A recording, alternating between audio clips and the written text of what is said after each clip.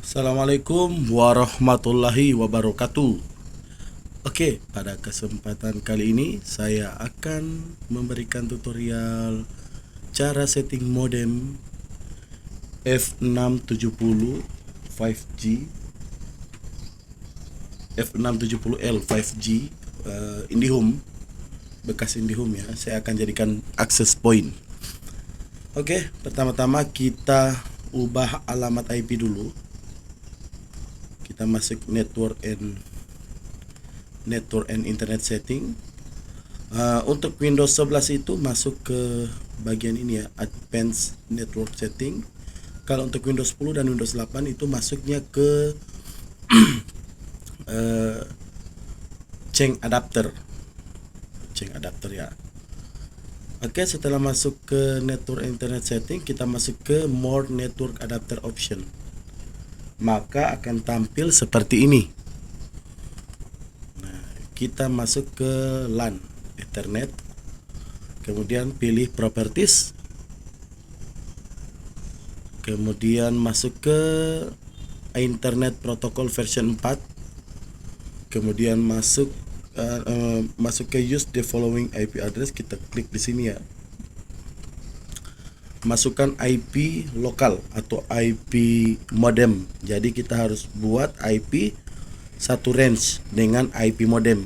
Nah, untuk modem IndiHome ini IP-nya itu 192.168.1.1. Oleh karena itu, kita akan sesuaikan IP 1.1-nya, kita akan sesuaikan dengan laptop supaya satu range IP. Nah, di sini kita kasih IP 192.168.1 titik, jangan dimasukkan 1. Masukkan selain angka 1, misal batasnya itu sampai 254 atau 253. Jadi kita pilih saja angka 2 sampai 253. Misalnya 1.10. Saya klik ya.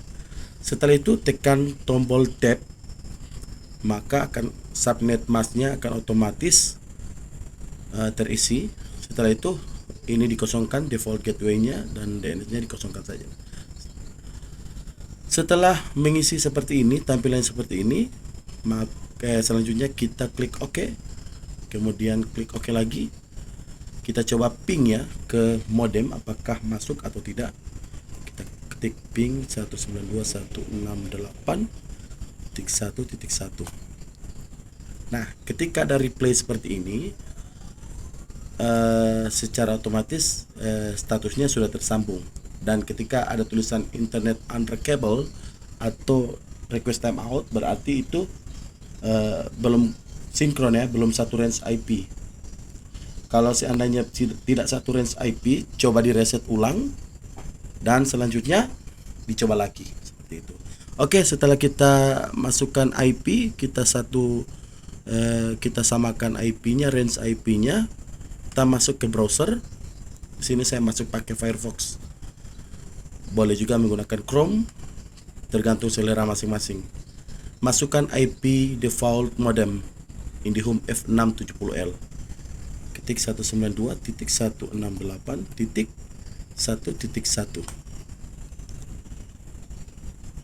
dan local IP untuk interface router ZTE F670 sudah bisa diakses. Silakan masukkan username dan password sesuai dengan username dan password default modem bekas IndiHome.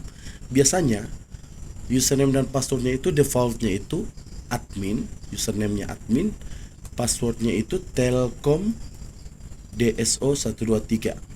Jadi admin di atasnya, passwordnya Telkom DSO 123. Ada kalanya username-nya itu admin, passwordnya juga admin. Jadi terkadang seperti itu ya. Tapi paling sering itu untuk default password modem F670L punyanya bekas IndiHome, username-nya admin, passwordnya Telkom DSO 123. T-nya huruf besar. Oke, lanjut kita klik login dan save. Nah, ini tampilan interface modem ZTE dual channel miliknya ZTE, jadi ada 2G dan 5G. Nah, untuk tahapan pertama kita akan membuat modem ini menjadi mode bridge atau bisa dikatakan jadi access point ya. Sudah tidak berfungsi sebagai router lagi, dia akan berfungsi sebagai access point. Kita akan bypass IP dari MikroTik agar terbaca di agar menjadi access point di modem ZTE seperti itu. Oke. Untuk tahap awal kita klik ke one setting. Seperti ini tampilannya. Kita coba lihat di bagian one connection ya, patch information. Nah, ini tampilan one-nya. Ini kita hapus semua. Oke, one connection kita hapus. Ini juga kita lihat. Nah, dihapus juga ya. Nah, untuk membypass atau membridge atau di setting sebagai access point, kita create one new item di one connection. Berikan nama terserah, misalnya kalau saya tulis bridge ya. Kemudian tipenya apa, routing. Nah, service internetnya, service listnya pilih aja other. Nah, sudah dipilih other, jangan dipilih yang lain ya, jangan dipilih internet atau apa, pilih saja other. Kemudian link TP-nya kita pilih IP. Nah, seperti ini tampilannya. Setelah di setting seperti ini, klik apply. Nah, sudah selesai. One connection baru sudah dibuat. Nah, namanya bridge. Setelah di bagian ini kita setup, kita masuk ke menu selanjutnya, security. Oke, security ini kita nonaktifkan saja.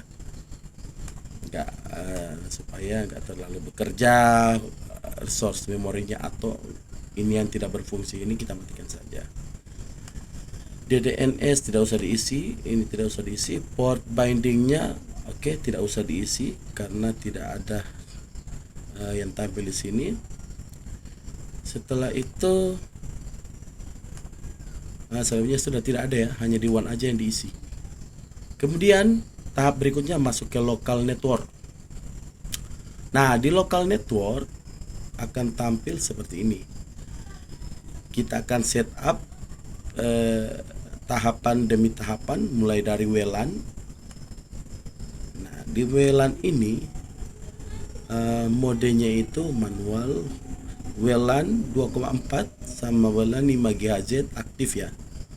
Jadi ini menunya on, dibiarkan saja.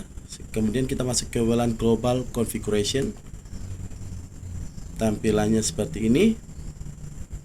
Pilih channelnya. Kalau bisa itu disendirikan. Misalnya di daerah ini channel 10 sedikit yang pakai, jadi kita pakai channel 10 aja. Kemudian ini nggak usah apakan, kita untuk 2,4 kita masuk ke channel 10, transmitting 100%, klik apply. Setelah itu kita masuk ke settingan lagi, WLAN global configuration untuk 5 GHz. Nah, untuk channel 5 GHz ini dibikin otomatis aja auto, karena kayaknya masih jarang yang menggunakan channel 5G. Nah, ini dibiarkan saja seperti ini. Kemudian masuk ke WLAN SSID configuration. Kita setting dulu SSID 1. Nah, kita kasih nama misalnya WiFi internet namanya. Nah, SSID hide di off kan, itu maksudnya akan disembunyikan. Apakah akan disembunyikan? Kalau on ini tidak akan tampil, akan disembunyikan. Kalau off akan tampil seperti ini. Kemudian untuk mode access point lewat MikroTik ini dinonaktifkan, pilih no security. Oke, sudah selesai, kita klik apply. Nah, untuk SSID 1 sudah kita buat. Nah, ini kita copy aja ya.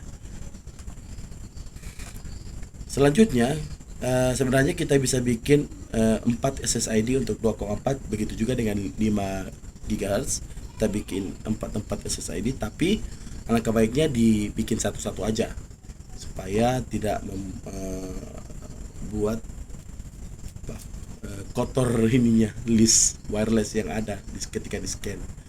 Oke, ini yang di off kan, ini biarkan aja. Kita masuk ke SSID yang on ini, SSID 5, masuk ini, kemudian samakan aja namanya wifi internet, kemudian disamakan no security, klik apply. Oke, jadi SSID-nya sama, nama SSID-nya. Jadi ketika ada yang 5 GHz HP-nya, maka secara otomatis akan mengambil frekuensi 5 GHz, dan ketika hanya support 2 GHz, secara otomatis akan ambil WiFi ke 2 GHz. Jadi seperti itu ya. Untuk settingan sini sudah selesai, saya rasa sudah selesai.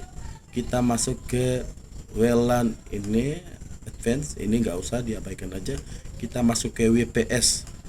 Nah, di WPS ini kita disablekan aja karena tidak berfungsi di mode access point.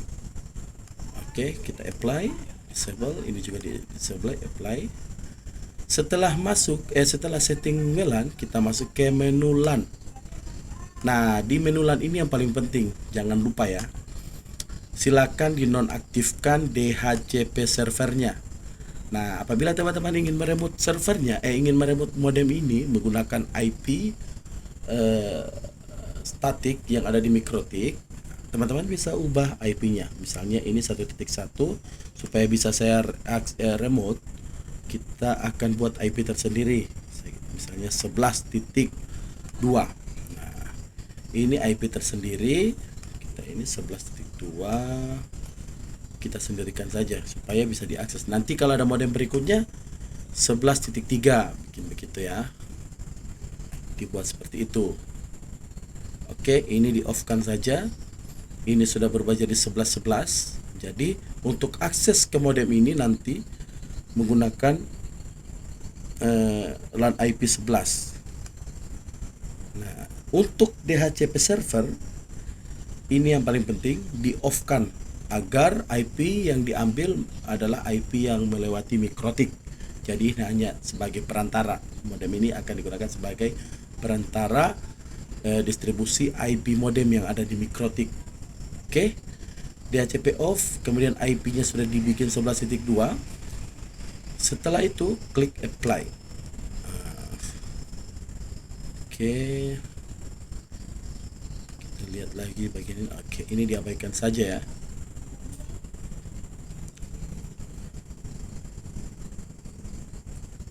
Ini ada current operation is invalid, please check configuration parameter.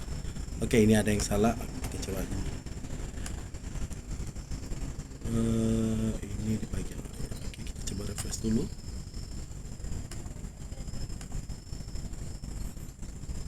This is time infinity. Oke.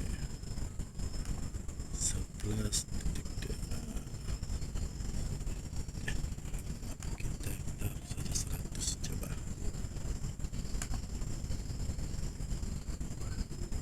Oke, kita coba refresh lagi, kemudian masuk ke DHCP server.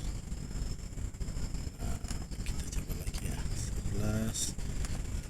Nah, sini dimasukkan IP-nya dari 10. Oke, 11. Kita klik apa ya, coba.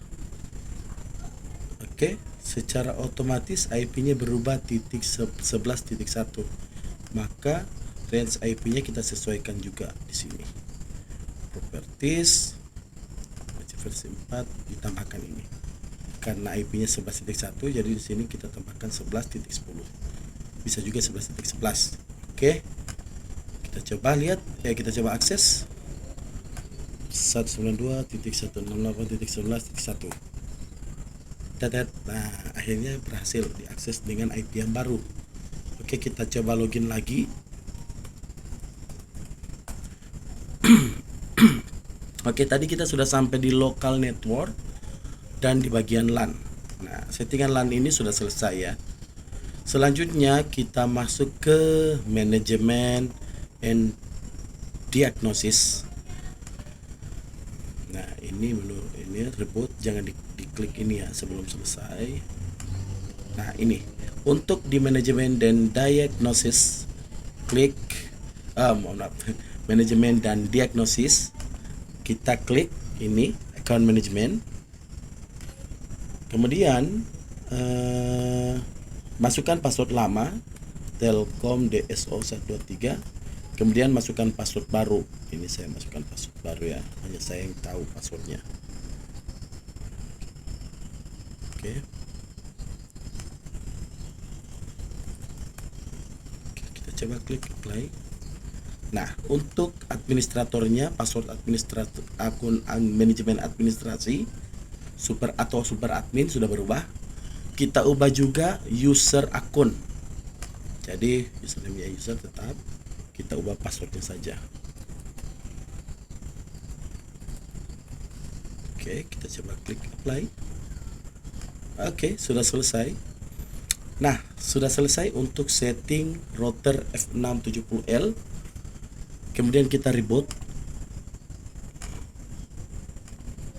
Setelah selesai reboot, kita cek di bagian ini ya, 11.1. Nah, kita ping ke IP tersebut. Nah, ini general failer karena masih proses reboot.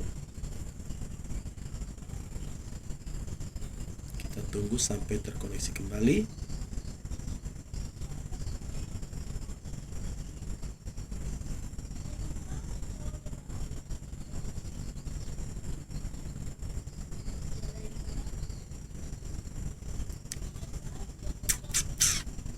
Oke, kurang lebih cara settingnya seperti itu ya. Nah, ini sudah connect kembali, sudah bisa di ping dan ada replay dari IP tersebut, dan proses setting modem ZTE F670L selesai. Sesimpel itu cara settingnya. Semoga bermanfaat guys. Wabillahi taufiq wal hidayah. Assalamualaikum warahmatullahi wabarakatuh.